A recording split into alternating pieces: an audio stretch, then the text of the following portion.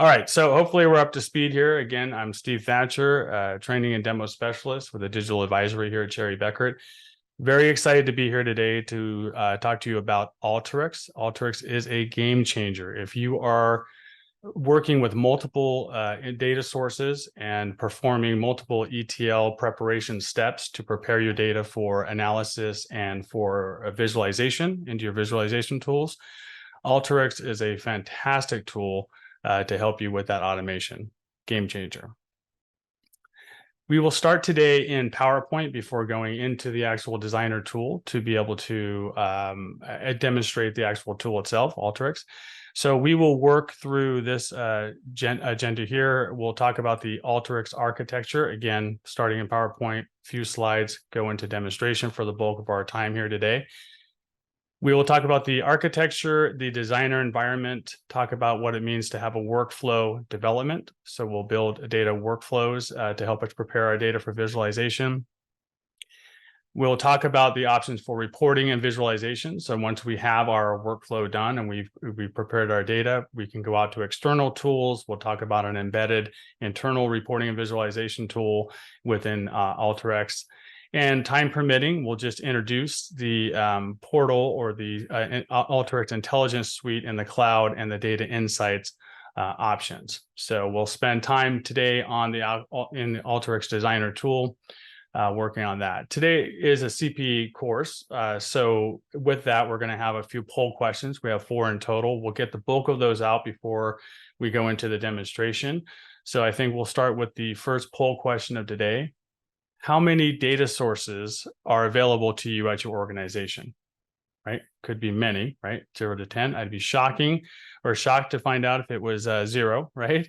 If you're on this call, but 0 to 10, 10 to 25, 25 to 50 or greater than 50. Go ahead and take time. You should see the polling question pop up here. Just a reminder, if you are having trouble seeing anything on your screen, you are able to zoom in. If it's kind of small, you're able to zoom in through your Zoom tools. There should be under Viewer the ability to zoom in and change the zoom level. Okay, so I think we're going to wrap up the ability to answer. So please answer question number 1. I believe all 4 questions will be needed in order to get the CPE credit. And I think Eunice will have the results for us. Okay, not bad. So I'm not sure if you're seeing this on the screen, but we have about 33 to 34% split between 0 to 10, 10 to 25, 25 to 50, and wow, 18% greater than 50. Well, then you're in the right place because again, this tool is a game changer, particularly for those greater than 50, right? But even the 10 and so on. So the idea with Alteryx is to give you an environment to help you connect to and prepare your data. So we have 3 sections here on this slide on our architecture workflow. We have the prepare section. That's where we're going to our data sources. Could be Excel files, could be SQL Server connections, or whatever, wherever we're getting our raw transactional data. We want to be able to bring it in, prepare our data, and then analyze. We move to the middle section here. We get a screenshot, a little thumbnail. You may have to zoom in on that one, but don't worry. We'll blow this up and spend the bulk of the time on this centerpiece where we will go into the designer and help you connect to and then do a lot of that raw ETL work to prepare your data. Once we analyze and connect to, analyze, and prepare our data, we will then move to the publish and consume section of our workflow, and that is where we're actually consuming our prepared data. So at this point, we've connected raw transactional data, we've summarized, we've filtered, we've done a lot of the ETL stuff that we normally do. A lot of times we're doing that in Excel, so we're doing VLOOKUPs, HLOOKUPs, XLOOKUPs, whatever they are, SQL Server code. We're able to do that in here and then prepare our data and publish and consume. What I mean by do that in here, those types of steps, right? Where we're doing it in a certain way in other tools. We'll show you how we do this in Alteryx. Now we can consume our data out in Tableau, Power BI, Excel, a lot of the popular visualization tools, because we have a data set, and that's where really what we're doing is curating our data sets. So this is the designer basically workflow. We did want to mention here at the bottom, we have a nod to the different implementation types that Alteryx offers. So we can have an on-prem installation of Alteryx and server. We can have it in the cloud, which has additional options and benefits and features that we'll talk about towards the end of this demonstration. And then we have the hybrid approach. So we have the designer client tool that we'll see today, and we have full-blown cloud and hybrid and on-prem implementations that we can do. And all of them have their strengths and bring a lot of different tools. But very powerful tool. We're able to do our ETL, and we're really able to do it in a drag and drop environment. And that's what's really strong about this tool. So here's a zoomed in version of that center image. This is the Alteryx Designer environment. So again, the client tool, it's installed on my computer. Just give you a couple slides here before we go into the actual tool, just to point out it's a drag and drop canvas environment. So extremely powerful, where we're having to do complex logical formulas or SQL scripts or elsewhere in other tools. We can actually come in and work with 4 main areas of this designer. We have at the top here what's called a tool palette, and we'll see through our demonstration, we will be interacting with various tools. And each one of these tools has different functionality. And I say each one of these, but there are many, many, many tools inside of this product to help you do and transform or prepare your data for analysis. So from the tool palette, you simply pick the tool that you want to use. Do you want to input the data? Grab the input, drag it onto the canvas. Do you want to filter? Grab the filter tool, drag it onto the canvas. And we'll show you how it all connects together into what they call a workflow. On the canvas, once we have our tools, we can click and move over to the left here. We have our configuration window. In this window, we will actually set the configurations for that particular tool. So it's a dynamic window. And once we have the tool set up and ready to go, we click the run button, and we can see the result window down here, see the results of our actual flow and what's happening. This is all within the designer. One of the tools that's available is the output or the render tool. The output tool we would use to then take our final curated data set and output it somewhere. CSV, Excel, Tableau, a lot of different places that we can go with the data. So we are dragging and dropping, we are clicking and configuring. These are all motions and steps that we're used to using to a wide population that can do that. It's comfortable, it's secure that we can be doing that in this local environment. Don't have to know the code or the formulas necessarily to be able to do our work.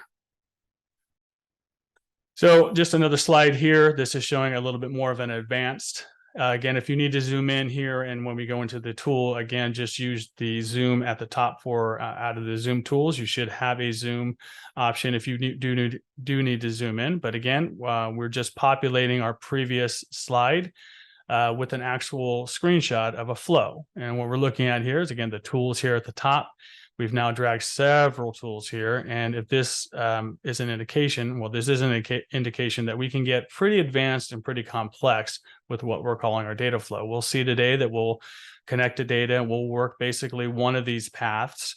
And then we can branch off at any one of these nodes, any one of these tools, and create a separate path for our data. So think coming in with transactional data down to employee level, and then maybe having another path in the same workflow that hasn't aggregated up to maybe job title. And you can start using stats on aggregated data. That would be another, what I call a path here of tools, and so on and so forth, all saved within one workflow. And again, the power of the tools that we're dragging and dropping, clicking and configuring. And all of this logic, even this here that you see all this on screen, gets saved into a workflow, one file. Now we can reuse that. We can open that at month end, at quarter end, at year end. As the input data would change, the original data, we can come back in here and run and have this flow and have all of this logic apply with a click of a button. And we'll see that it happens in relatively fast fashion, right? Very powerful engine. Okay, so this leads us to poll question number 2. So again, get ready to answer this for credit. The question is, what tool do you use to visualize your data? Once you prepare, are you using Tableau, Power BI, Excel, or other?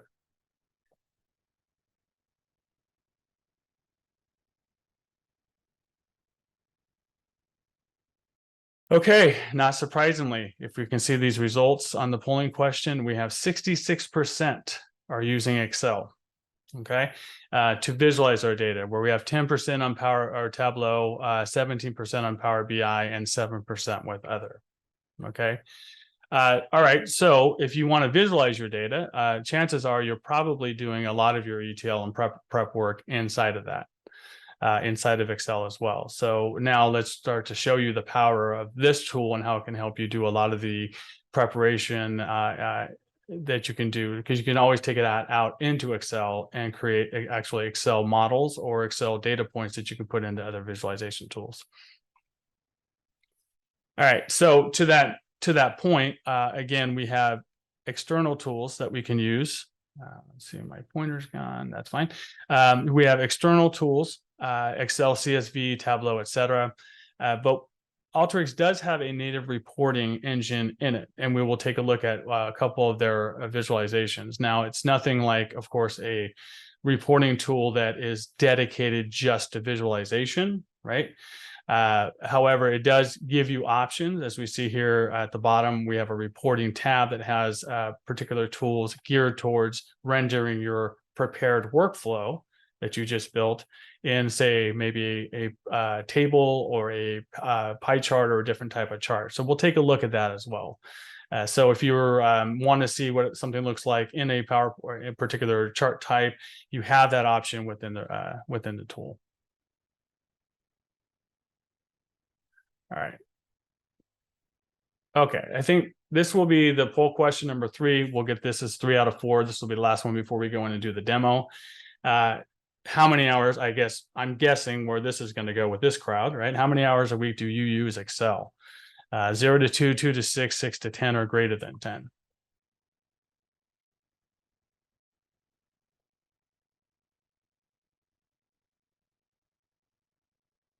I'm going to go with greater than 10. Let's see.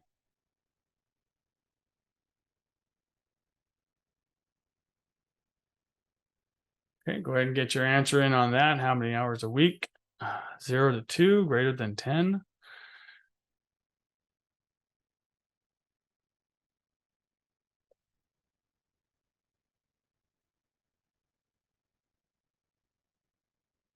Okay, let's see those results. Yep, as I expected, 73% are spending more time in Excel. I say greater than 10. Okay, so now with a tool like Alteryx, you could be thinking, what am I doing in Excel and how am I capturing all of my strokes? So if you're spending more than 10, your keystrokes, right? So if you're spending more than 10 hours a day or week inside of Excel, you're probably really adept at doing the ETL and the preparation work using the VLOOKUPs, HLOOKUPs, etc., the different functions. But I would pose a question, where does all of that get stored? Right, so you can save it in a particular workbook. Maybe you're doing macros and doing all of that, but are you also repeating, and that's not part of the poll question, but are you repeating a lot of these steps monthly, quarterly, annually, right? And if so, are you having to recreate them, or do you have a mechanism to save all of that logic? As you can see from the workflow, and that we'll see in our demonstration, a tool like Alteryx will let you do all of that powerful analysis, drag and drop, click and configure, and then save all that logic with it. So to that end, let's go off and do it. Let's go do a demonstration. So I'm going to stop my share, and I should be sharing here in a moment just the Alteryx tool.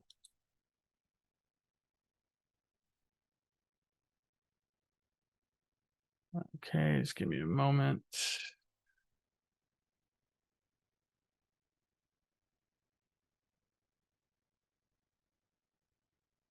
All right, it's open. So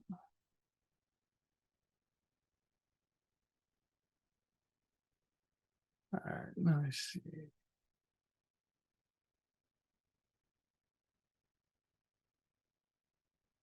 I've lost that screen. Oh, there it is. It's just hiding from me. Okay, so let me just take a moment, since we had an issue with PowerPoint. I just wanted to calibrate here, make sure everybody now sees Alteryx, right? It should just be Alteryx, and that it is viewing correctly. Does anybody, at least on our panel, see any issues what we're seeing right now?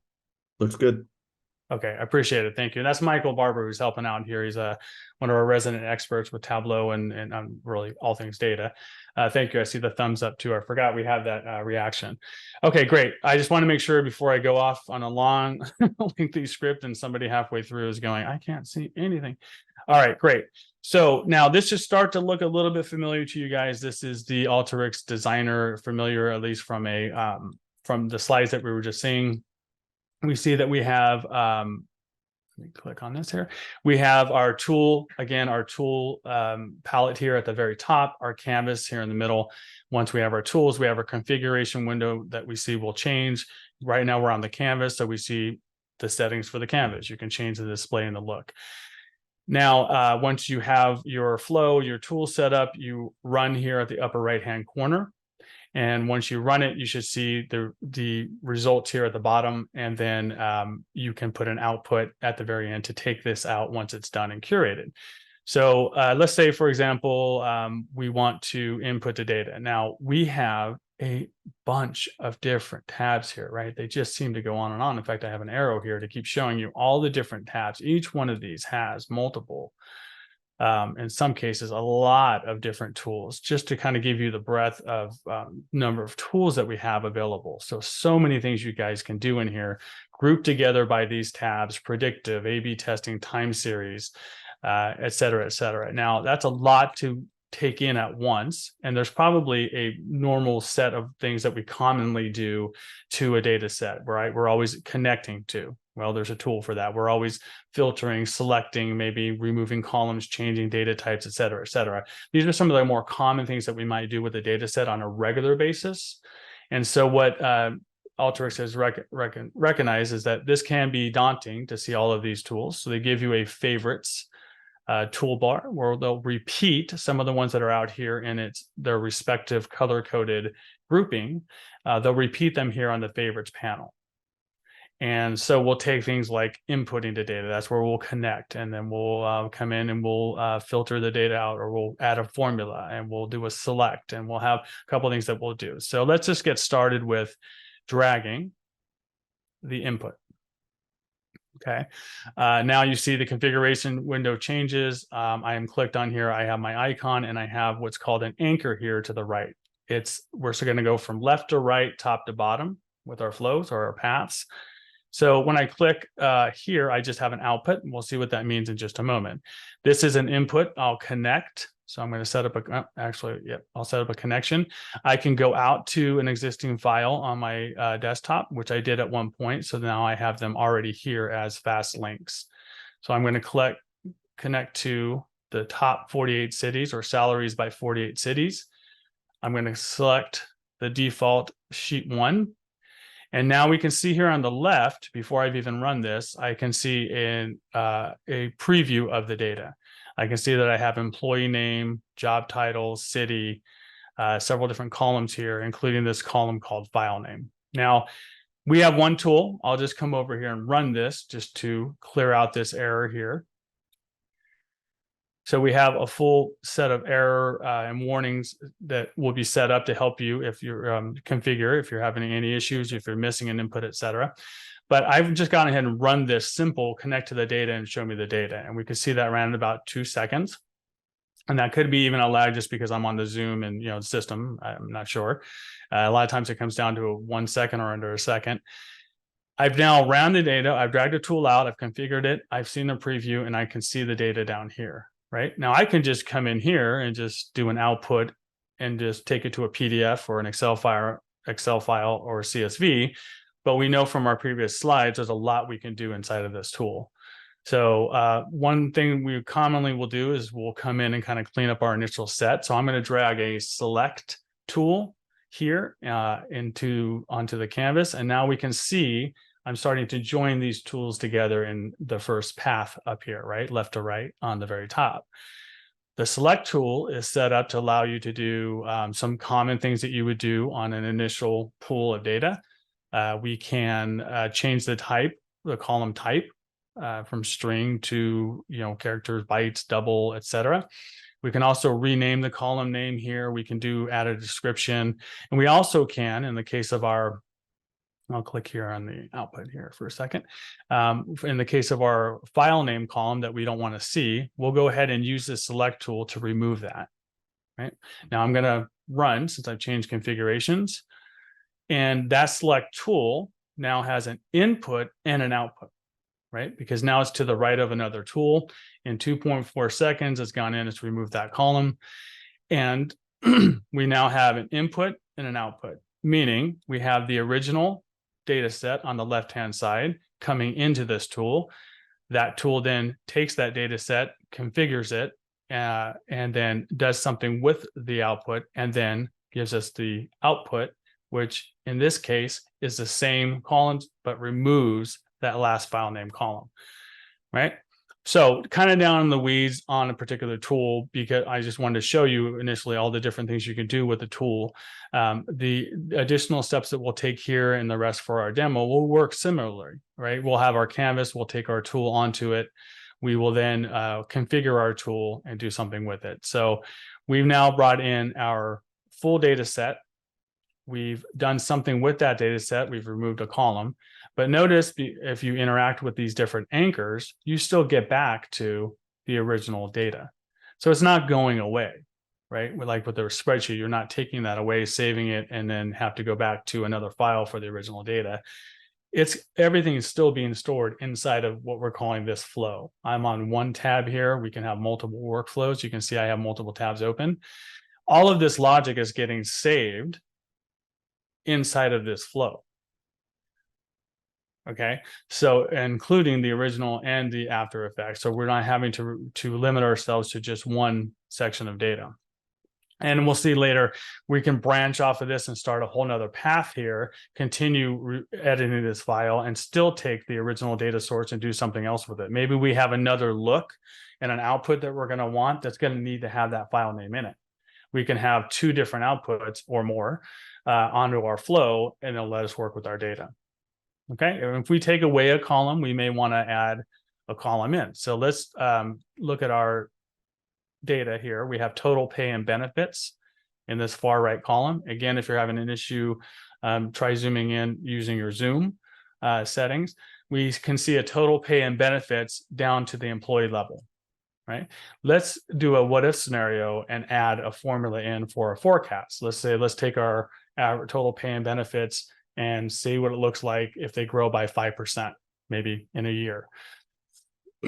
We drag the formula tool on, and just like with our select, we have an input and output anchor. We click on the tool, and in this case, we have a formula editor. So we have a built-in formula editor functionality within Alteryx that will let you do complex formulas. I can just type freehand here into the formula. I can add columns, reference columns. We can see I can have multiple functions in here, our conditional functions, our conversion, our date and time, et cetera, right? Pretty powerful functional our calculation function editor. Here, I'm going to add a column, and I'm going to name that column forecast. Okay. And I know, or the tool knows that there's these columns in here, so I can reference, start typing total pay, and already it pops up. So I get assistance with building my formula. And in this case, I'm just going to multiply it by 1.05. I just want to grow it by 5%. Now I've made a configuration setting. I need to run that.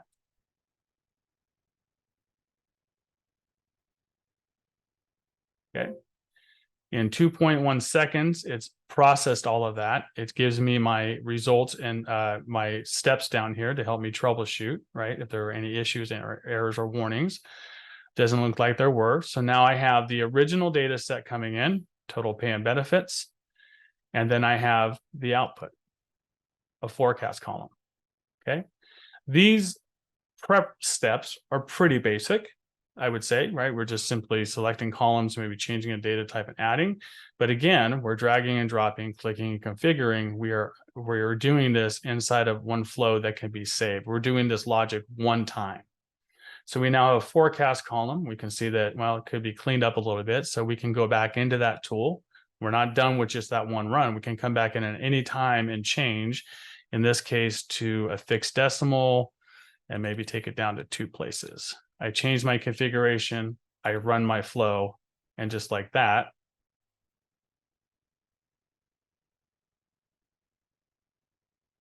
I've now not only added the column, but I've formatted it. Again, all of these steps are done. So we are preparing, working with our data, we are analyzing our data and determining what other steps we would like to take before we take this out to a visualization tool, right? Or even back into Excel as a fully done curated data.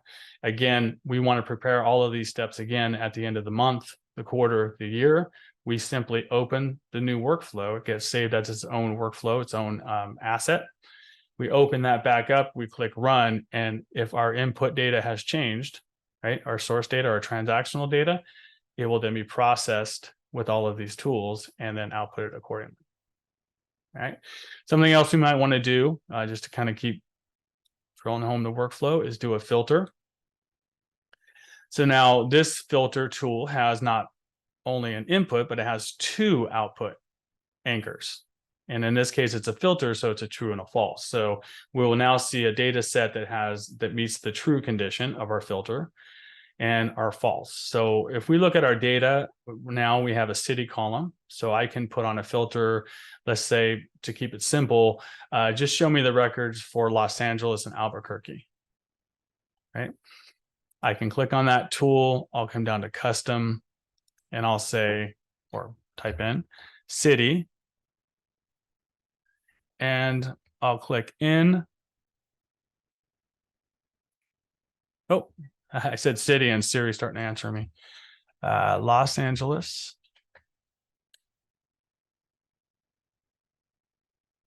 And let's see if I can get it now.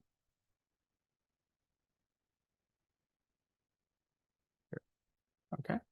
So I'm just typing in and leveraging the built-in object operator operand formula, parameters, and able to leverage the built-in calculation function engine. And I have a city in Los Angeles, Albuquerque. Looks like my syntax is correct. So let me go ahead and run this.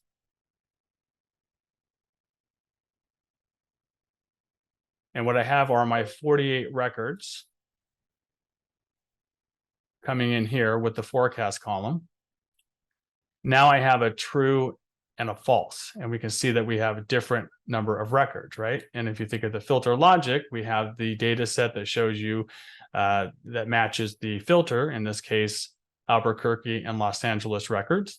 Then we have the false that shows you everything else without Albuquerque or Los Angeles. And of course, we still have the original data still in our flow and available to us to branch off and work with anywhere else. Okay, so in that case, since we're talking about branching off, that's a filter tool. So let's do a summarize tool. We are looking right now at transactional data down to the employee name. But let's say we wanted to aggregate back up to, say, job title. Let's group by job title, and let's show a count of employees by job title, and maybe even show the average total pay and benefits for that job title. This is where we can branch off now to a different path in our flow. So if I just drag this down, this is the summarize tool. And again, you can add to your favorites too. I believe the summarize still came in as the default as part of the favorites, because that's the common thing we want to do, take our transactional data and aggregate it up. We now can drag any anchor anywhere in our flow. We can attach the output of that anchor, right, the output anchor, to the input, in this case of the summarize. And now we come over to the left-hand side to configure. We have our fields presented to us, and then our actions that we want to do on those fields. So I'm going to click on job title, and remember, we want to go from employee name up, and I want to group by that. So I'll just simply click and configure. And just like that, I can have a setting for group by. Staying on job title, I also want to count the number of employees. Okay, aggregate that up by job title. So let's go ahead and add a count. And then I want to average the total pay and benefits.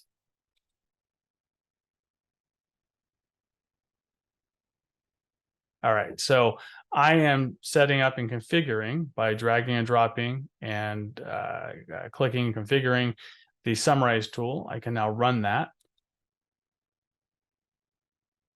And now we have multiple views available to us in our flow, right? We have the original data source with all 48 by employee that's outputting and then inputting into a summarize tool by employee. Now I click on the output and we see an aggregation, in this case by job title, and the average pay. So we're seeing that there's one web developer, one help desk technician, two information systems manager, and so on all the way down. Now, again, we have this view available to us in our flow. We have the original 48 down by employee. We can still get to that data and we can continue branching off and working with our data. We can take this group data and continue to filter that and add additional tools, et cetera, and so on. And we can output that even separately from the output over here. We could even take just the true and output that as just a PDF, the false as an Excel file, this group by maybe as a Tableau data source that we can put into a Tableau dashboard in order to analyze it. All right, so we have connected the data. We've selected data. We've added to the data. We've edited it. We've grouped by. We also can join. So we worked with one data source. We also can join multiple data sources. So what I'm going to do is I'm going to open up another flow just to kind of demonstrate that. I'm going to work with a different set of data. I'm going to work with a fresh workflow. And I'm going to, here on outside the screen, I'm going to grab two Excel files. We're going to look at songs that have been streamed, right? So we're going to look at some streaming data for the songs. And we noticed that the streaming data, or the stream, we have one file that has information on the actual songs, and including the song ID. We also have another Excel file, which I'll bring in here in just a moment. You should just be seeing the Alteryx Designer. The other Excel file has the actual artist. So it has the corresponding song ID, and it has the artist information. We want to be able to join those two data sources together.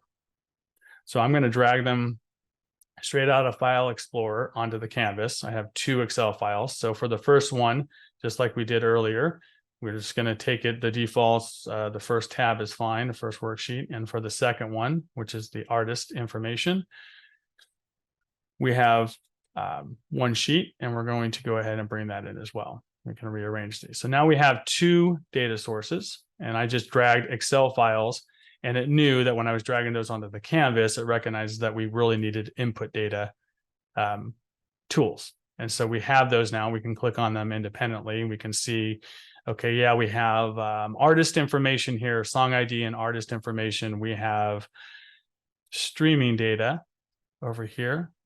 So we see streaming services, et cetera.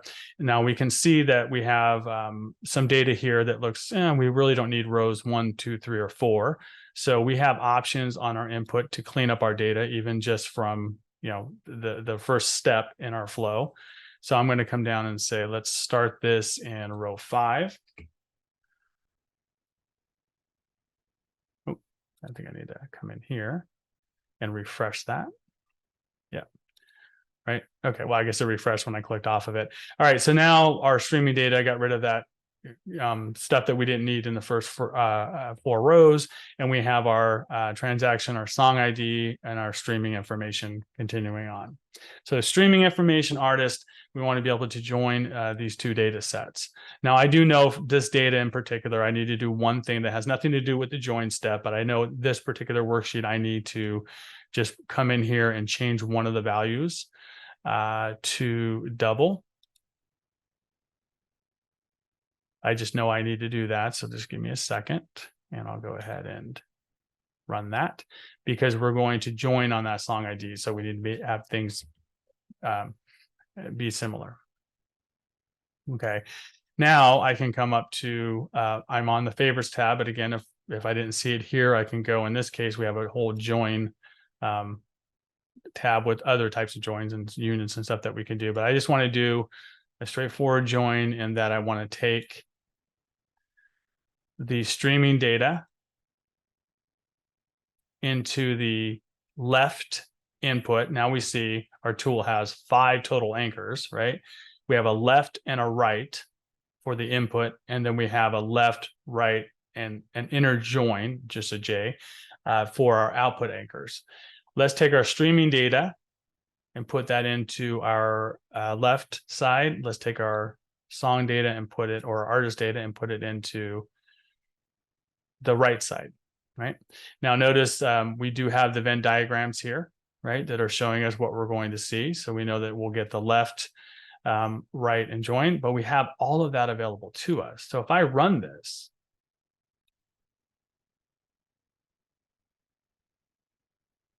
oh yeah, classic, right? I knew it too. Let me do one very, very critical step in all joins, SQL or not. We need to join on an actual one. I alluded to it, I just didn't do it. We have song ID in both data sets. So let's go ahead and do song ID.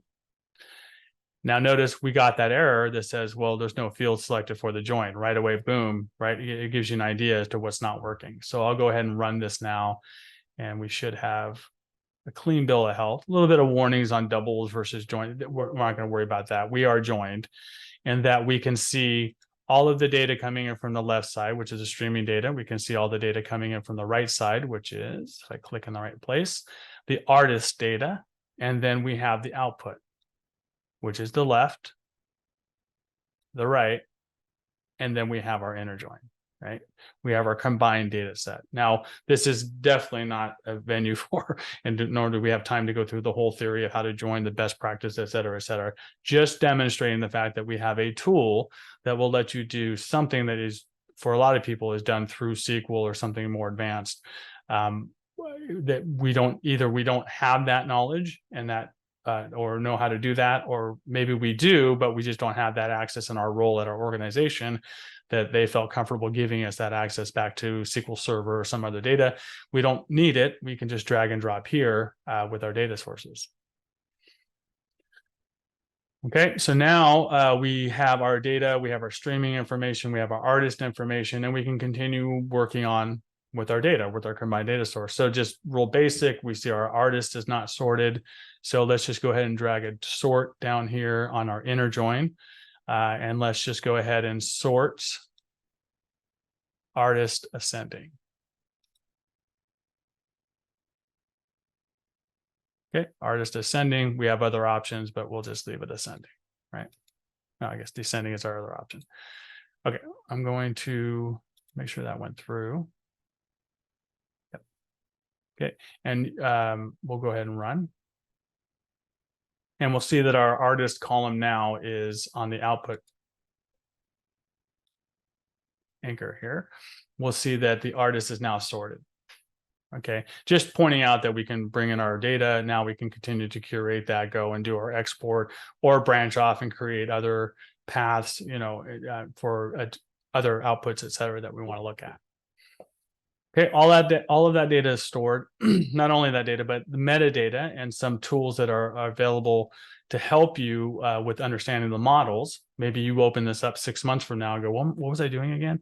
Or somebody's new, right? You're going to assign these over and give access to somebody to these flows. You can see that we have some documentation, if you will, about what each tool is doing. So we have a stream, kind of like what tab we're doing in this, linking to in this Excel file. We can see, well, we're actually ascending on artist here, et cetera, et cetera.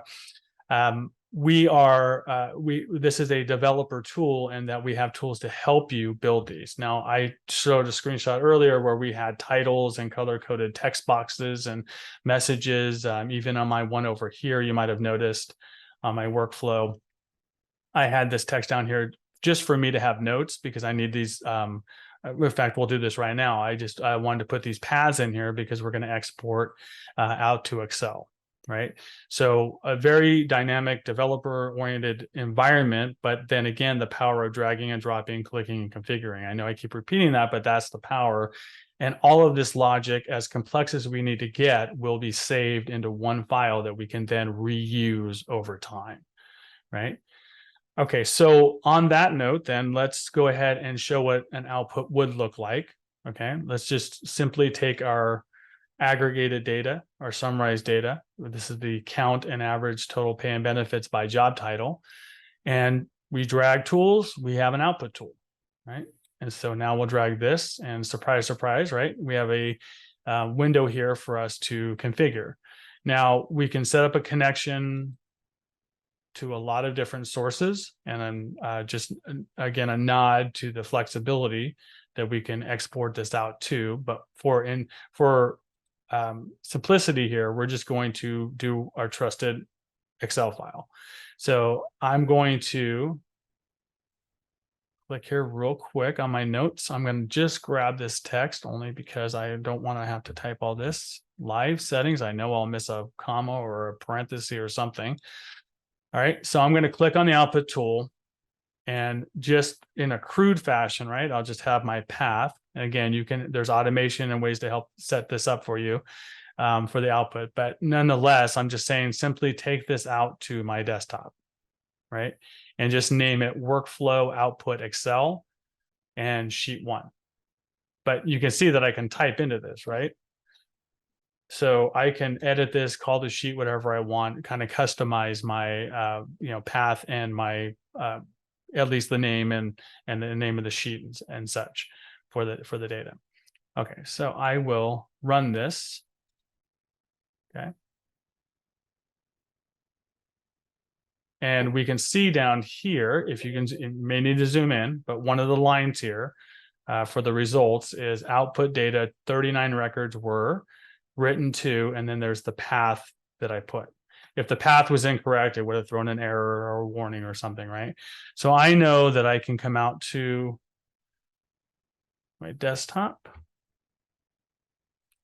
And I don't think you guys can see this. You should still be seeing the Alteryx Designer.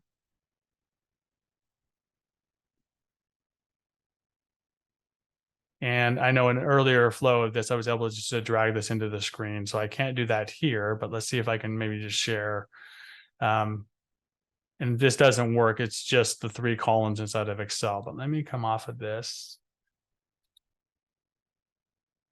And it's not very elegant having to move these screens. But as you can imagine, we've all seen Excel. And Tableau. Okay, we should see Excel on our screen, and I apologize again, you may need to zoom in, but I can just tell you that we have our job title, our count, just like we were seeing inside the tool, and then our average total pay and benefits. Okay, so we just had a Excel tool that we were export out to. At this point, obviously, I'm in Excel, so I'm disconnected. I'm outside of the Alteryx world, and I'm able to work with this data any way I want. I can stay inside of Excel and visualize. So now I've done all my data prep data. All of that logic is still stored. I can run that anytime I want next month when this information changes, and I can just get my output. I can save it out there. Now, when you have the portal implementation and et cetera, you can schedule your flows. You can do a lot of different things with these. But even just having this exported out, sitting on a file somewhere as a trigger file could be very powerful. We have our summarized data, and we can work with that. Okay, so let me go back into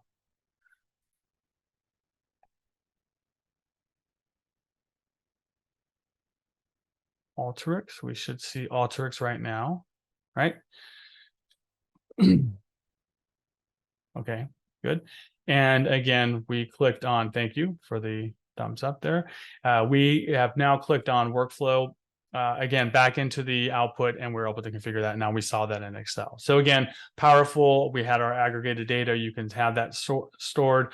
You can put that path. It's pretty dynamic through your network, open up ports, whatever you need to do. You can actually put them on shared files. Now those are Excel files, so they can be trigger files for anything else that you're using, right? If you have an automated tool or something that's looking for that trigger file, you can set that up and have that go. But again, very basic. If you needed to, you can just throw it into a Tableau or a Power BI dashboard and start to work with your data. And again, all of this logic is saved. And simply click and run. And we have just touched the surface. These are just the basic stuff that we would do. There's, again, so many things that we could do within this tool. Okay, just quick, I'll show you, you're able to right click here, just something neat that you can do. You can add this to a container that would let you turn on and off particular steps, right? You can actually add multiple tools to a container. So imagine if you are troubleshooting or just you have a very complex flow and you hop in just for a midweek, output of just one of the paths, right? You can turn everything else off in the containers and just run one of the paths and have that go. So if I run this now, since I turn this off, it will not export this out and overwrite my Excel file. That part of the flow just doesn't go. Everything else that's active will happen. The data will be aggregated, you'll have your results and such, but you can turn that off. So a lot of functionality from a developer, troubleshooting, planning, preparation, structure standpoint that you can do in this tool. Okay, I'm going to stop here for the demonstration part. I'm going to come back into PowerPoint for just a couple slides before we open up for Q&A. I think we have one more poll question as well. So let me stop sharing this, and I think I need to share PowerPoint. Okay, now remember, now I'm going into this tool. I don't have presenter mode on, so we should be able to see the slide okay. Right, good. Yep. Okay, poll question number 4. Are you currently implementing AI initiatives with your data reporting and visualization? Simple yes or no. So poll question is up. Let's go ahead and have you guys answer that again. This is the last poll question for credit for CPE. Alteryx, are you currently implementing AI initiatives with your data, with your reporting and data reporting and visualizations? Yes or no?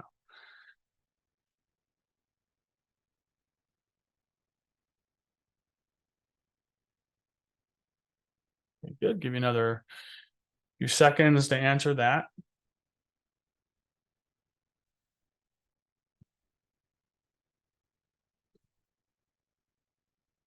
Okay, we should see the results here in just a moment as soon as everyone gets done answering. Oh, good. Okay. I say oh just because, AI we know is the big buzzword, and it's just good to see that 35% versus 65% are actually implementing AI. There's so many things out there that you can do with it. With AI. Now, so I did want to mention, and just in passing again, not a demonstration of, but Alteryx Intelligence Suite, again, just introduced it, just to mention, let you know it's there. Depending on your implementation of Alteryx, this is where you go into the cloud and have that implementation. There are a lot of functionality. There's a lot of functionality out there beyond the designer that can assist you with your overall data modeling. Right. So I'm just going to use very 40,000 foot level terms here, data modeling.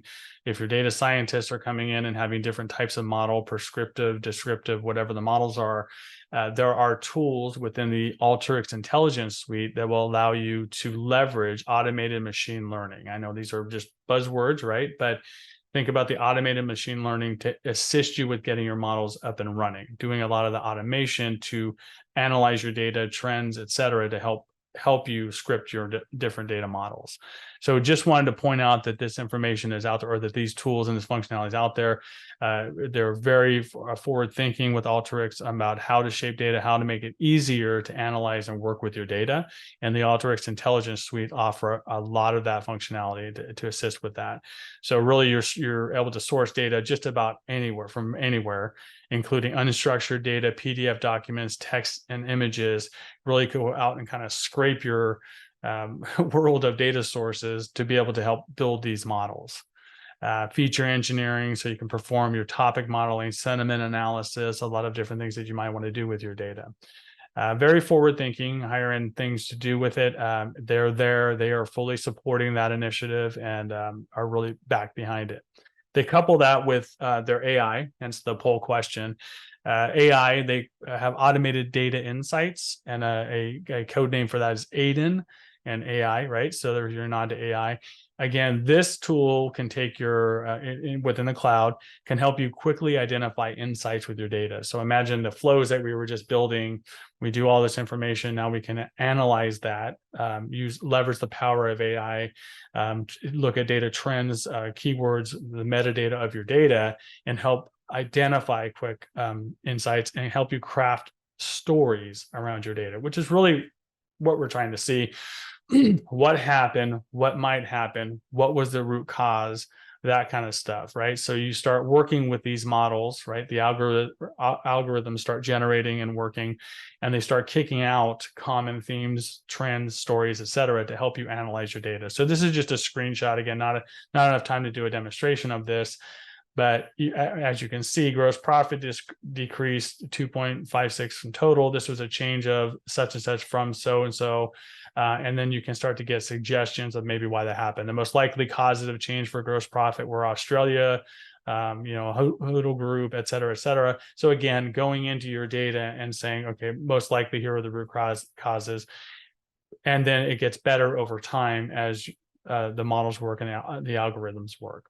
So just wanted to mention that while Designer itself, for all of our data architects and people managing data, that's powerful enough onto our desktop to help us create our flows and do some of the common ETL steps that we're doing to prepare our data.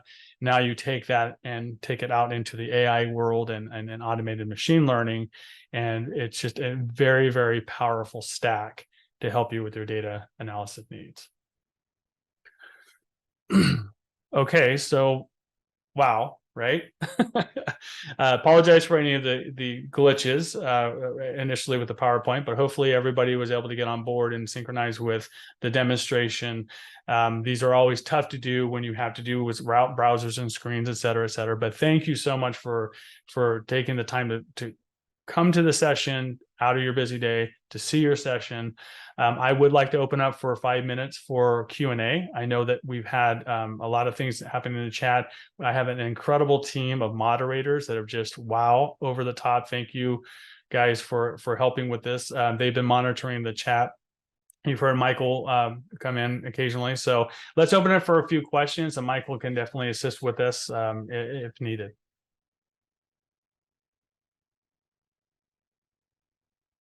So I'm not sure if that's anything you're seeing.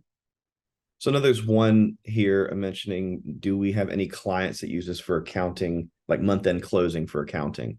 And apologize to the zebra stripes. It's very sunny on this side of the house. I would say yes, but it's also because a lot of our clients are typically utilizing something like Alteryx for the aggregating of the data and consolidating of the data. And then they leverage usually external BI tools to do more of the month-end closing validation portion of it. But in a lot of cases, yes, they're pulling in a lot of the transactions over the prior month, looking at just general, checks that have been cashed to validate them against whatever they've been logging with their bank, and using Alteryx to essentially do the combining of the files. Like when Steve went over dragging in multiple input tools and then combining them together, a lot of that's what we'll see as well, where you're basically trying to validate your bank statement at the end of the month, but on a more enterprise level. Great question. Thank you. Thanks, Michael. Is there anything else that we see? You might have some directly to you, Steve, that I don't see. Oh, okay. Let's see. I'm looking at the chat. Pulling huge text files. Okay, just people commenting huge text files. Can you do multiple inputs to create forecasts and other types of report we need, right? Can we do multiple inputs? So yeah, we can forecast, right, Michael, from being able to change the different variables that are feeding a forecast. Does that make sense? Yeah. And as far as the multiple input types, I think the key thing here as well is it's not like you're restricted to, I'm using Excel files, so I can only have more and more Excel files. You can use database inputs, Excel file inputs, CSV, shape files, whatever it is that you're looking for to combine. But typically in the accounting world, you're mostly dealing with Excel files. Great. Just kind of scanning here on my side. Data I see. Is it mandatory to identify the data type? I'm not sure what that's in relation to. If that's in relation to the select tool. It's not mandatory to isolate what data type the fields are going to be unless you have downstream consumption where that does matter. So a lot of cases when you're outputting to an Excel file, as you know, when you open it up, if it's just being output as text, you'll get that little green tick in the corner of the cell telling you that it doesn't recognize the data type that way. But in a lot of cases, I don't have to do anything from a manipulation standpoint. It's really when you're trying to combine data together. So you've got let's say an ID field coming in from one file and an ID field like the song ID that Steve was showing coming from two different files. If one of them it's being recognized from an Excel file as a numerical identifier and the CSV is treating it as a string and number do not match. And that's where it is important to change the types to match if you're going to be using those for join statements. But as just a general output, that's really about what's consuming this data later on. If you're just looking at it, you probably don't care what the data type is. But if something else is reading it in to process it, then that's where that'll matter a little bit more. Right. And we're able to change that again in Alteryx just by clicking a drop down, as opposed to having to code that into some sort of language, right? I see another one here from Peter. Does Alteryx connect to the data file each time you click run? I.e. if the base data has changed in between, would the output change? If your base data, original data changes, you do need to run the flow to be able to bring in the new data. I'm not sure that answers the question, but I showed several times where we were connected and we had to keep running on each tool. If the input data had changed when I click run in any one of those moments, let's say there was a fresh update during my session, then yes, it would have brought in the new data and then done the tools down the road, down the flow. Okay. Oh, I'm sorry. I guess people were answering these things. Okay, well, we are also planning to capture these questions, so we'll do our best to have a mechanism out. I'll work with the moderators to see how we can maybe get these questions out to you guys individually or post them somewhere. We are up against the hour here, so I want to again thank you all, the audience, for coming today. Michael, thank you so much for assisting with that. And again, to my moderators, thank you very much for all the hard work you guys put into putting this together. Again, we will take a look at all of the questions and do our best to get out to you guys. This does conclude our webinar. Thank you again for joining us. If you have any additional questions, let us know. You can contact me directly or Matt Aluzzi. So I know a lot of you are coming in on Matt's invite. We value your feedback and ask that you take part in a short survey which will appear when you leave the session. So please do the survey. It really helps us kind of tailor these and get it going. And I can start with the first comment is get your technical stuff working right the first time. All right. Thank you guys so much for joining. Have a great day, great holiday week. Thanks for joining and hope to talk and see with you guys soon.